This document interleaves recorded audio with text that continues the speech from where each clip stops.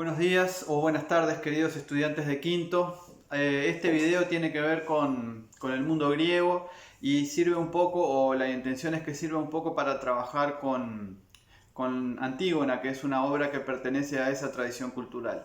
Antes que nada, me gustaría introducir un poco el tema y decirles que en quinto año ustedes ven a lo largo del programa de todo el año distintos autores que pertenecen a las grandes tradiciones que forjaron lo que llamamos como categoría conceptual cultural Occidente. ¿Sí? Por lo tanto, vamos a ver textos que pertenecen, como en este caso, a la antigüedad clásica, ¿sí? Al mundo griego. Luego vamos a ver también textos que pertenecen al pueblo hebreo, cuando estemos trabajando con la Biblia, y luego ya textos que pertenecen a una época más cercana, que es la época del cristianismo.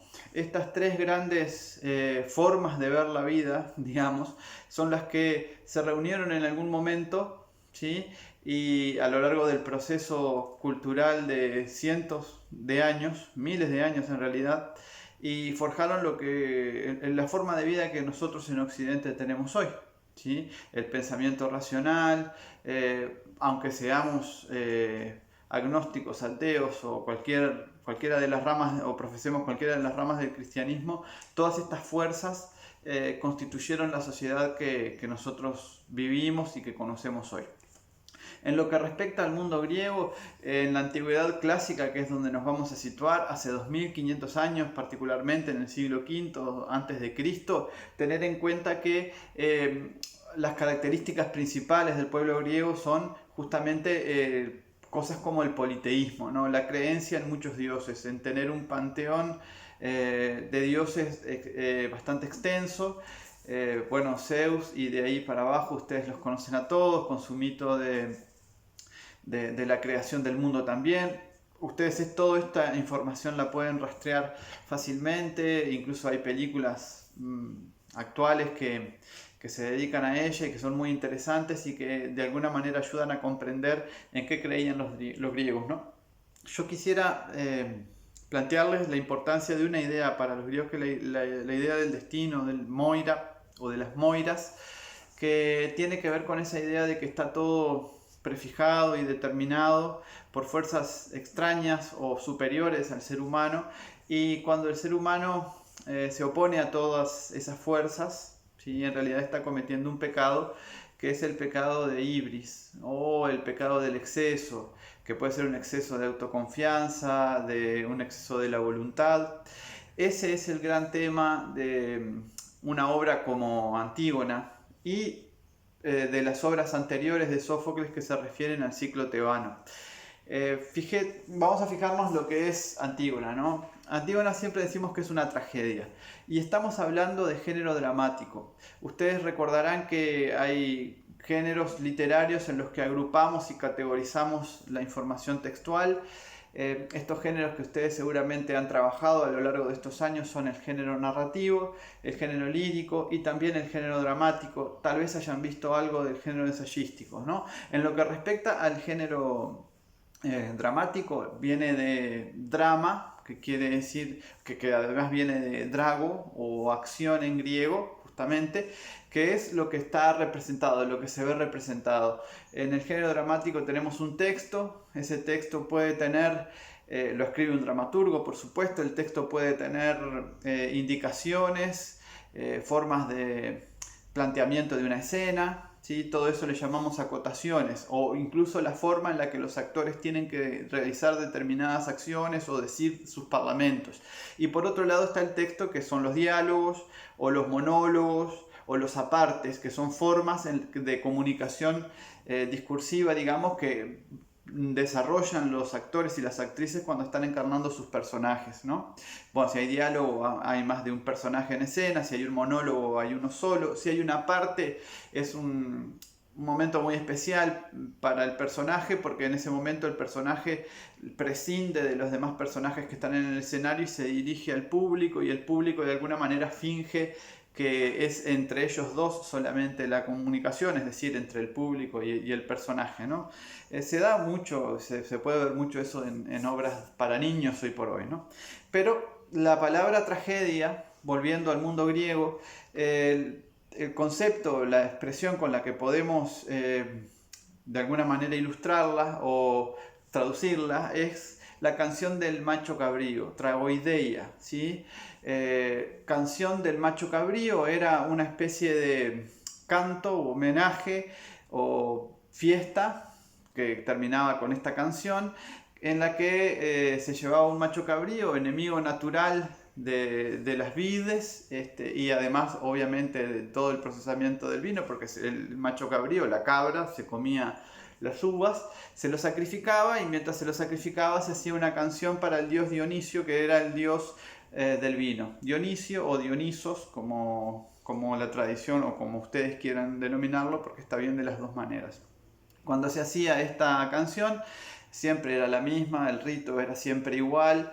De alguna manera fue evolucionando el rito en el tiempo, ya después de la canción y del coro que la cantaba se desprendía un primer coreuta que hacía una especie de diálogo entre el coro y él, bueno, luego otros personajes, ¿sí? Y en el medio de todo esto apareció Sófocles, que fue uno de los que revolucionó esta forma de arte, ¿no?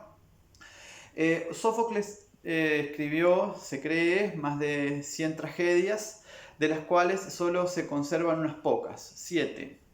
Cómo se conservaron estas tragedias es bastante milagroso. Fíjense que tendrían o tuvieron que haber sobrevivido 2500 años hasta llegar ahora y estar en el celular de ustedes cuando ustedes quieran.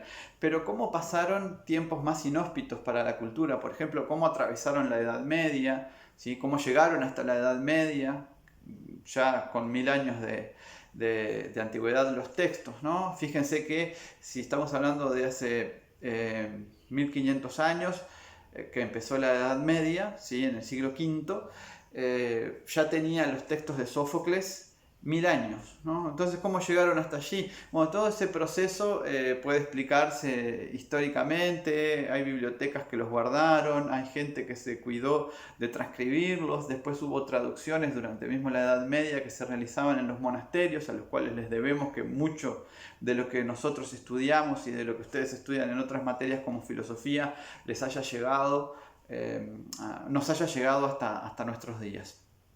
De estas tragedias de Sófocles que se mantienen, ¿sí? que sabemos que las escribió él, fueron exitosas en la época, se representaron, concursaron con otros dramaturgos de su época y de su siglo, y bueno, habrán ganado, habrán perdido, pero la cuestión es que se representaron también en su época, y se ocuparon las que se conservan, la mayoría de las que se conservan, de lo que se conoce con el nombre de ciclo tebano. ¿Sí?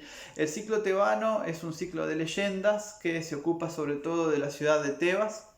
Tebas es una ciudad en la que ocurren muchos relatos de ficción de los antiguos griegos. También fue una ciudad real, ¿sí? Pero esta Tebas es la Tebas de ficción. Y el personaje central de estos mitos es Edipo, ¿sí? Edipo es el padre de Antígona. Nosotros vamos a leer Antígona, pero sería muy bueno que ustedes conozcan previamente quién es Edipo, ¿no? Para esto, muy sencillo encontrar la información. Yo lo que voy a hacer es simplemente un breve punteo de algunos sucesos importantes de la vida de Edipo, y luego ustedes van a ir a buscar la obra y la podrán leer. ¿Sí? Edipo es el hijo de Layo y Yocasta. Layo y Yocasta son los gobernantes de Tebas, que en un principio, antes de tenerlo a él, fueron al oráculo para ver por qué no tenían hijos. El oráculo les planteó que si tenían un hijo, a grosso modo, el hijo iba a terminar matando a su padre y casándose con su madre. Obviamente, con esta prohibición, lo que pasó fue que finalmente tuvieron a Edipo, y bueno, lo quisieron, lo mandaron a matar, etcétera. La cuestión es que Edipo termina salvándose en otro lugar, en otro reino. En este sentido hay muchos relatos o mitos de aquella época antigua que hablan del niño perdido que termina regresando de alguna manera a su origen, y de alguna forma, igual que Edipo, accediendo o reclamando aquello a lo que le pertenece. Bueno, la cuestión es que Edipo Yo no les quiero adelantar mucho porque quiero que lean la obra, ¿sí? Entonces, bueno, a partir de aquí ya no les cuento más de Edipo, ustedes van a buscar qué pasó con él, y si pueden leer Edipo Rey de Sófocles antes de leer Antígona, ese sería como el proceso ideal. En lo que tiene que ver con Antígona en sí misma, ya es la última de las tragedias del ciclo tebano, y ahí lo que se plantea, o la figura preponderante de la tragedia, es Antígona, ¿sí? La hija de Edipo, que es, además de ser ella una de las protagonistas de la historia, tenemos también a Creonte, o Creón, depende de la traducción que ustedes tengan o de la edición que ustedes tengan, que es su tío, a quien ya van a haber conocido de Edipo Rey si tienen la oportunidad de leer Edipo Rey. O sea que lo que yo sugiero en este momento es que, teniendo en cuenta ustedes esta información muy breve y muy acotada que les acabo de pasar acerca del mundo griego, salgan a la lectura primero de Edipo Rey y luego de Antígona, ¿sí?